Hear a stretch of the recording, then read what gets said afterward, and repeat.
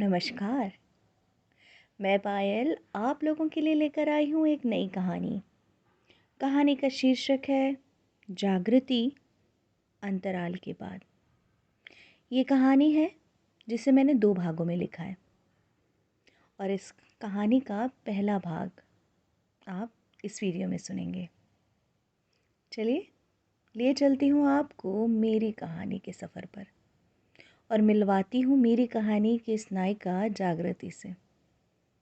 कोशिश करिएगा जागृति को समझने की, जानने की, उसके दिल को पहचानने की। चलिए मिलते हैं जागृति से। स्टेशन पर ट्रेन की गति धीमी हुई और करीब 5-10 मिनट के बाद पूरी तरह ट्रेन रुक गई थी।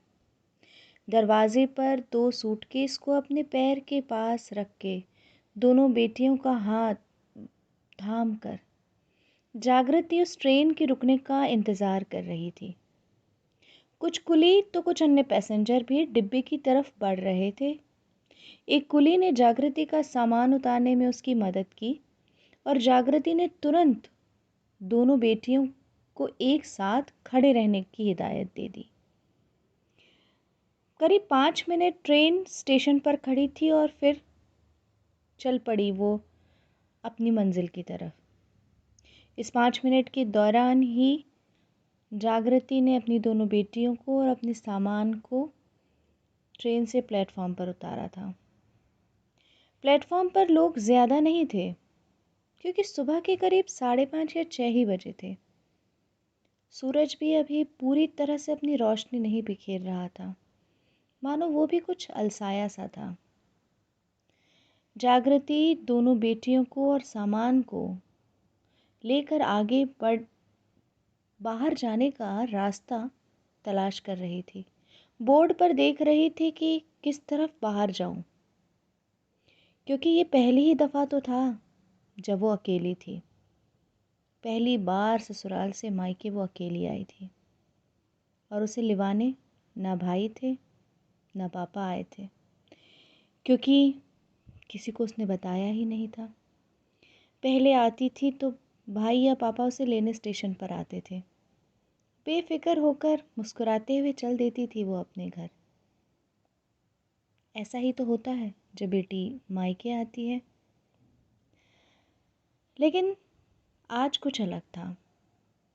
अभी वो रास्ता ढूंढ ही रही थी कि एक ऑटो वाले ने उसकी ओर आवाज़ लगाते हुए कहा, मैडम कहीं जाएंगी?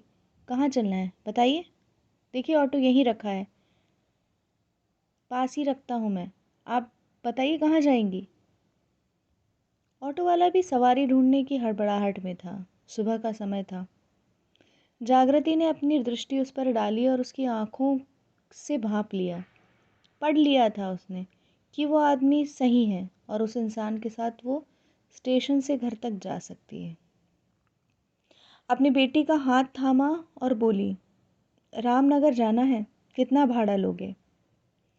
ऑटो वाला सामान उठाते हुए बोला, अरे दे देना, 200 रुपये ले लेंगे, सुबह का समय है, चलिए चलिए। जागृति पर्स को कंधे पर टांगते हुए आत्मविश्वास के साथ ऊंचे स्वर में बोली, अरे नहीं, इतना थोड़ी होता है, 150 बराबर है, उतने में ही होता है हमेशा। ऑटो वाला अपनी बात रखता हुआ जागृति की सहमति के बगैर उसका सामान उठाता हुआ आगे बढ़कर बोला, मैडम देखो, वापसी का भाड़ा नहीं मिलेगा हमें, आप 180 दे देना, सुबह का टाइम है, बोनी भी नहीं हुई है, बोनी के समय आप भाव ताव मत करो, 180 दे देना। जागृति ने अपना दुपट्टा संभाला और तेज कदमों से उसके पीछे पीछे जाने लगी।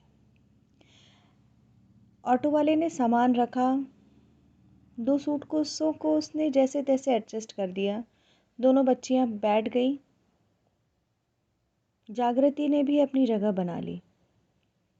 ऑटो चालू भी कर दिया था ऑटो वाले ने कि तभी बोल पड़ा, मैडम छुट्टे हैं ना, बगैर चेंज के वहाँ पर जाके चिक चिक होगी।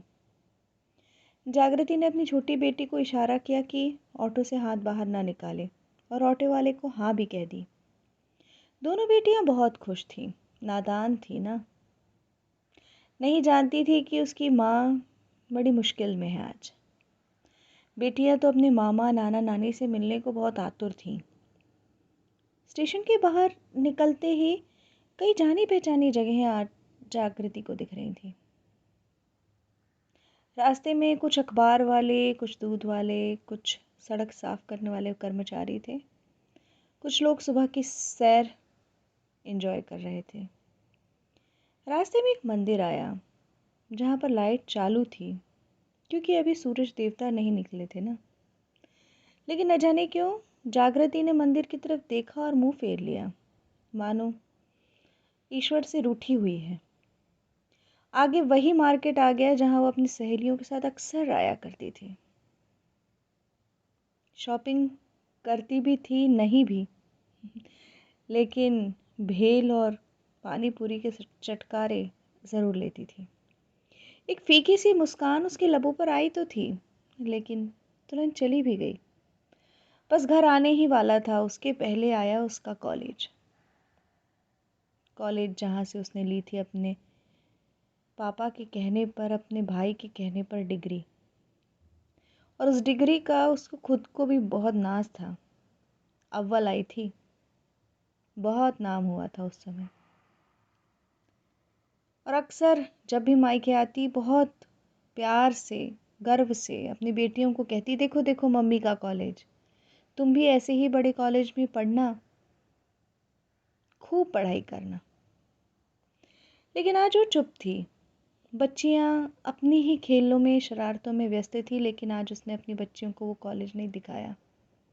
खुद देखती रही, ताकती रही उस कॉलेज को और याद करती रही वो कॉलेज की डिग्री कि अरे वो मैंने कहाँ रखी होगी।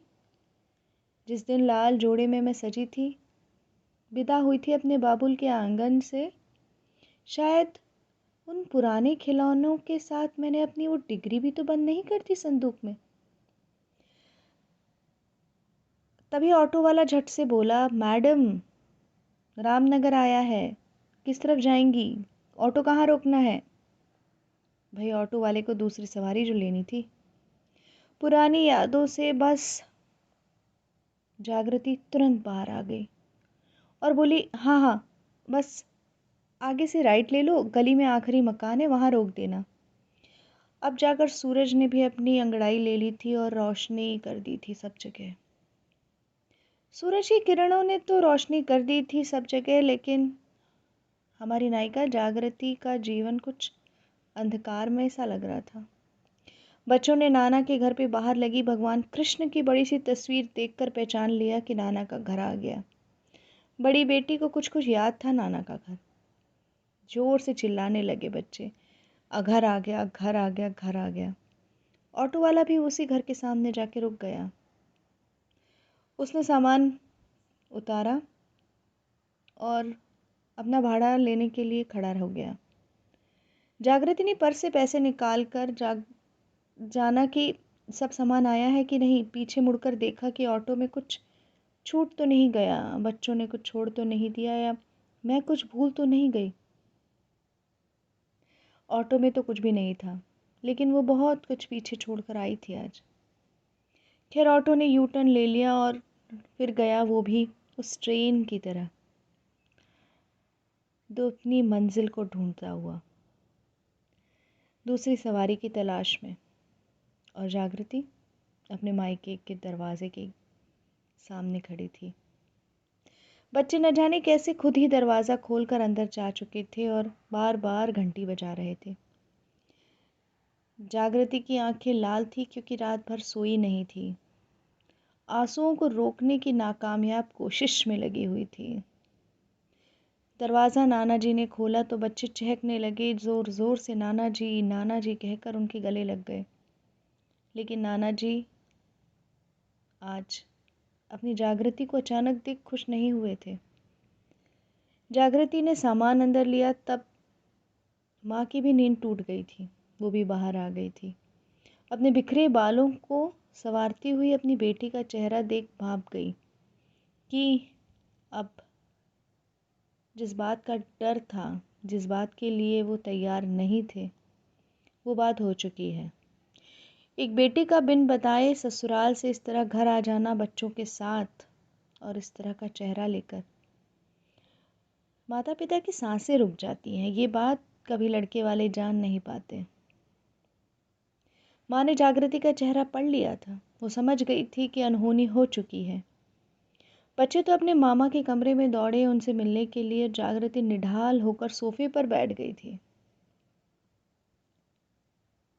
पिताजी सूटकेस सरकाकर पास वाली कुर्सी पर बैठ गए, बिल्कुल चुप शांत।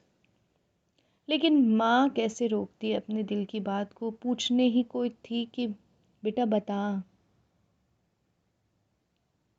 जानती थी सब कुछ कि क्या हुआ है, लेकिन फिर भी पूछ रही थी। लेकिन पिताजी ने उन्हें रोक दिया और पानी लाने को कहा। जागृति चुप थी। अपने पैरों को बस उसने ज़मीन पर रख दिया, मानो बरसों की थकान आज उसे दूर करनी थी। बहुत कुछ कहना था, बहुत कुछ बताना था, लेकिन सब शांत थे। आगे क्या हुआ? जागृति का इस तरह मायके आ जाना, ससुराल छोड़कर।